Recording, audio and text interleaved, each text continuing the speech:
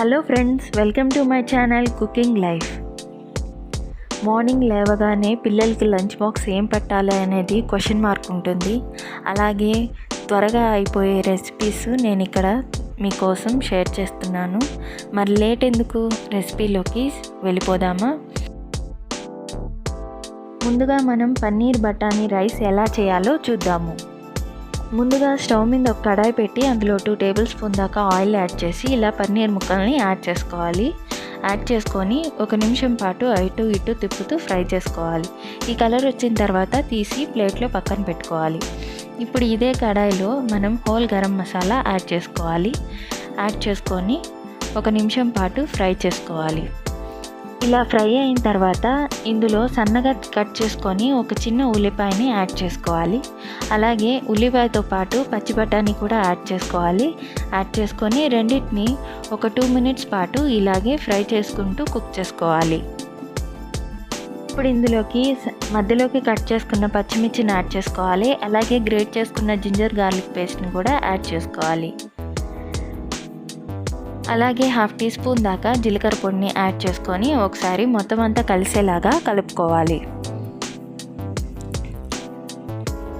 ఇప్పుడు ఇందులోకి ముందుగా కుక్ చేసుకున్న రైస్ని కూడా యాడ్ చేసుకొని రైస్కి మొత్తం పట్టేలాగా ఒకసారి మొత్తం అంతా కలుపుకోవాలి.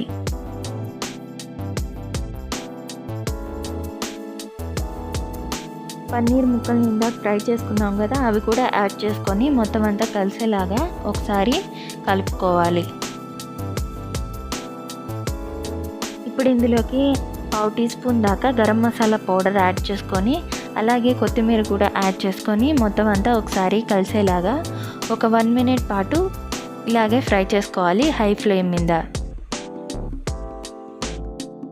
ఇది అయిపోయిందండి పన్నీరు బఠానీ రైస్. పిల్లలకి ఇలాగా లంచ్ బాక్స్లో పెట్టారంటే చూడడానికి కలర్ఫుల్గా చాలా టేస్టీగా ఉంటుంది కాబట్టి వాళ్ళు తినడానికి కూడా ఎంజాయ్ చేస్తారు. Next recipe carrot rice. Carrot rice చేసుకోవడం చాలా తేలిక. ముందుగా కడాయి పెట్టి అందులో 2 టేబుల్ స్పూన్ ఆయిల్ వేసి అందులో కొంచెం ఆవాలు, జీలకర్ర అలాగే పచ్చెనగపప్పు యాడ్ చేసుకోవాలి. కొంచెం చిటపటలాడిన తర్వాత ఇప్పుడు ఇందులోకి కరివేపాకు యాడ్ చేసుకోవాలి. కరివేపాకు యాడ్ చేసుకున్న తర్వాత సన్నగా తరిగిన ఉల్లిపాయని యాడ్ చేసుకోవాలి. 1 నిమిషం పాటు ఫ్రై అయిన తర్వాత ఉల్లిపాయ పచ్చివాసన పోయిన తర్వాత సన్నగా తరిగిన ఒక పచ్చిమిర్చిని యాడ్ చేసుకోవాలి కారం తగ్గట్టు. అలాగే ఒక 4 జీడిపప్పు పలుకులు వేసుకొని 1 నిమిషం పాటు ఫ్రై చేసుకోవాలి. ఇప్పుడు ఇందులోకి నేను 2 క్యారెట్లను ఇట్లాగే గ్రేట్ చేసుకున్నాను. గ్రేట్ చేసుకున్నది యాడ్ చేసుకొని 1 నిమిషం పాటు ఇలాగే ఫ్రై చేసుకోవాలి. కొంచెం క్యారెట్ కుక్ అయ్యేంత వరకు మనము ఫ్రై చేసుకోవాలి. గ్రేట్ చేసుకున్నాం కాబట్టి త్వరగా కుక్ అయిపోతుంది. ఇప్పుడు ఇందులోకి రుచికి సరిపడా సాల్ట్ యాడ్ చేసుకోవాలి. అలాగే 1/2 టీ స్పూన్ దాకా ధనియాల పొడి కూడా యాడ్ చేసుకోవాలి. అలాగే 1/2 టీ స్పూన్ పసుపు యాడ్ చేసుకోవాలి. యాడ్ చేసుకొని ఒకసారి మొత్తం అంతా కలిసేలాగా ఒక 2 మినిట్స్ పాటు కుక్ చేసుకోవాలి.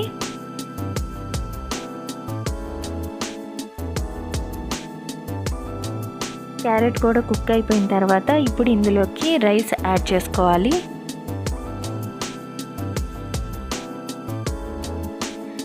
క్యారెట్ అంతా రైస్కి పట్టేలాగా మొత్తం అంతా ఒకసారి కలుపుకోవాలి.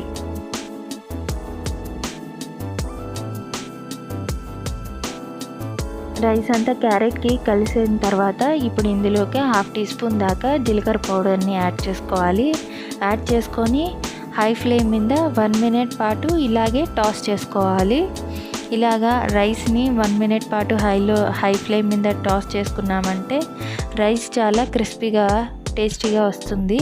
ఇప్పుడు ఇందులోకి ఫైనల్గా కొత్తిమీరని యాడ్ చేసుకొని ఒకసారి మొత్తం అంతా కలుపుకొని ఈ టైంలో సాల్ట్ ఏమైనా సరిపోకపోతే ఒకసారి చెక్ చేసుకుంటే సరిపోతుంది. ఇంక బాక్స్లో పెట్టేయడమే. ఇలాగ క్యారెట్తో కానీ బీట్రూట్తో కానీ చేసుకోవచ్చు. చాలా హెల్దీ రెసిపీ, టేస్టీ రెసిపీ. పిల్లలు బాగా ఎంజాయ్ చేస్తారు ఇట్లాగా కలర్ఫుల్గా కనిపిస్తేను. నెక్స్ట్ రెసిపీ లెమన్ రైస్ ఎలా చేయాలో చూద్దాము. నేను ఇక్కడ 2 నిమ్మకాయలను కట్ చేసుకొని ఇలాగా రసం తీసి పెట్టుకున్నాను. ఇప్పుడు ఇందులోకి సాల్ట్ యాడ్ చేసుకోవాలి. రుచికి సరిపడా రైస్కి తగ్గట్టు సాల్ట్ యాడ్ చేసుకొని ఒకసారి కలుపుకోవాలి.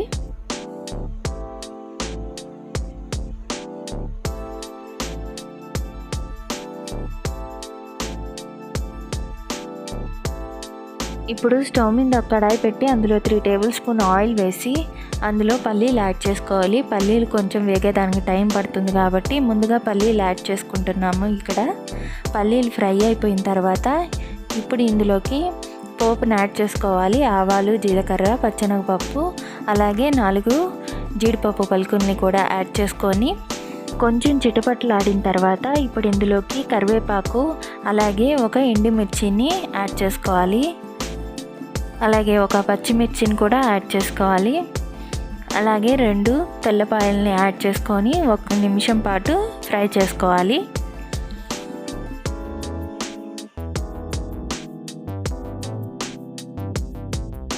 ఇప్పుడు ఇందులోకి 1/2 టీ స్పూన్ దాకా ఇంగువ యాడ్ చేసుకోవాలి. ఇంగువ యాడ్ చేసుకొని ఒకసారి కలుపుకోవాలి. అలాగే ఇందులోకి 1/2 టీ స్పూన్ దాకా పసుపు యాడ్ చేసుకోవాలి. యాడ్ చేసుకొని మొత్తం అంతా కలిసేలాగా ఒకసారి కలుపుకోవాలి.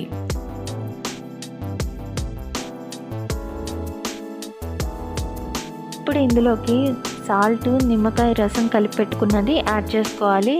యాడ్ చేసుకొని ఒక పొంగు వచ్చేంత వరకు మనం ఇలాగే పోపులో ఉంచుకోవాలి. ఈ పోపులో నిమ్మకాయ రసము కొంచెం ఉడికితే చాలా బాగుంటుంది. ఇప్పుడు ఇందులోకి రైస్ యాడ్ చేసుకుందాము. రైస్ యాడ్ చేసుకొని మొత్తం అంతా కలిసేలాగా ఒకసారి కలుపుకోవాలి.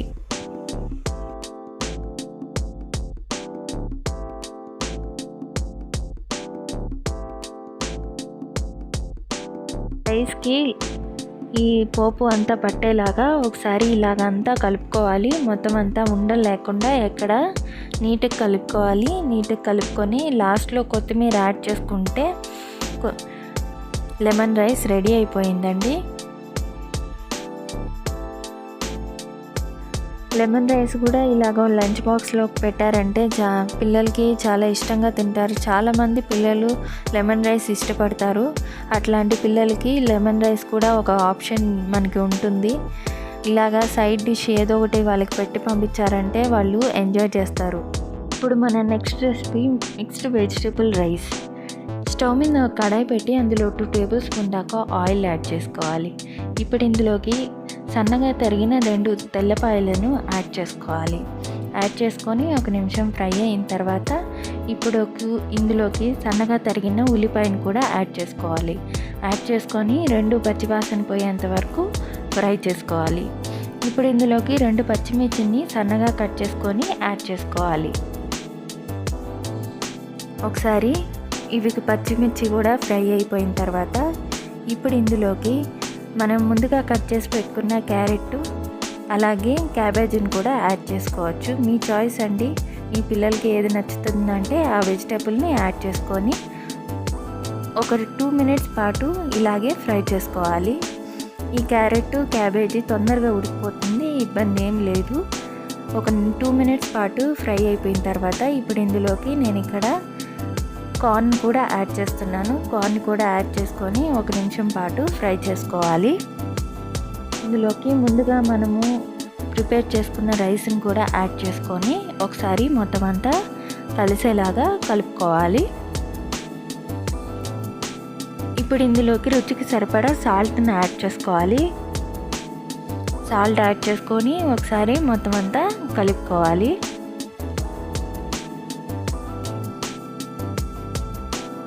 ఇప్పుడు ఇందులోకి 1 టీ స్పూన్ దాకా డార్క్ సోయా సాస్ని యాడ్ చేస్తున్నాను.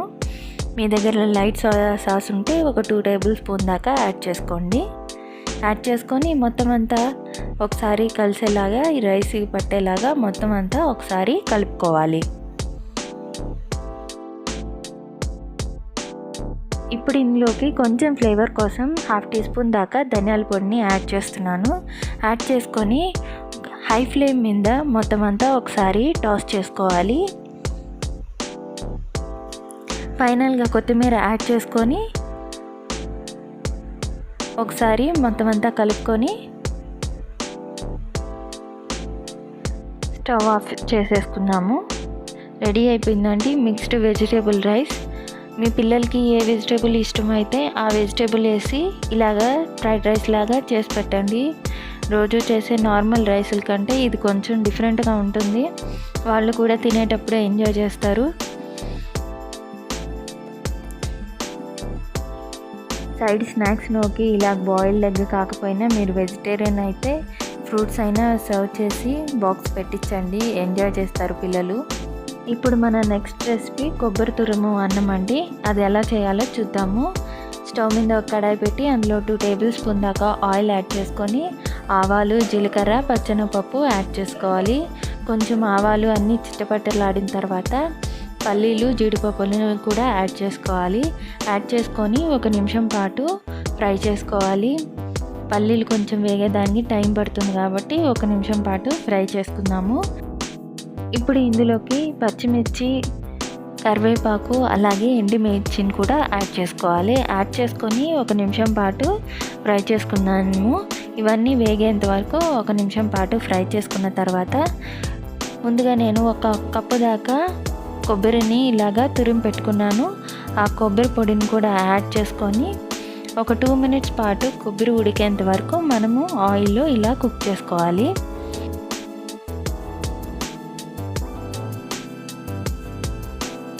ఇప్పుడు ఇందులోకి ముందుగా మనం బాయిల్ చేసుకున్న రైస్ని యాడ్ చేసుకోవాలి.